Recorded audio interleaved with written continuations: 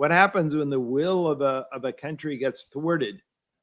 I'll tell you what happens. Ultimately, you decide one person wins, some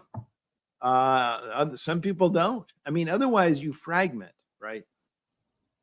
And a lot of that has to do with leadership. It's interesting that many people came to Lincoln in after he assumed office, in the end of March and beginning of April in 1861, and they said, "Let the South go."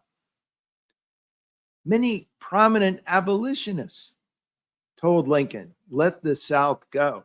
With the South gone, we can reshape the Union the way we want to. It's not worth it." And Lincoln considered that and then quickly decided that was completely unviable.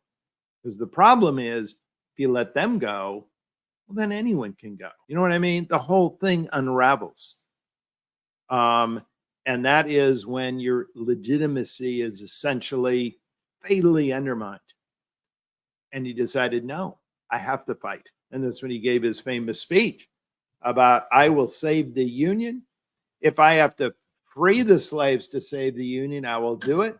If I have to maintain slavery to save the Union, I will do it. But I am dedicated to saving this Union." And that became obviously, the dominant theme of his presidency. It took us into by far the largest war America's ever fought. But it certainly shaped the country. And the question is can the European Union ever be a union without a deciding event like that? I know that I'm certainly not the only one who's asked that question, but it's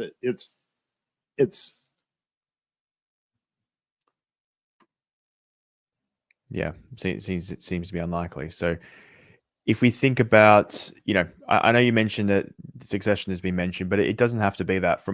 It could be, states refusing to sort of hold up certain laws or certain regulations that the federal government. Yes, this is the nullification scenario.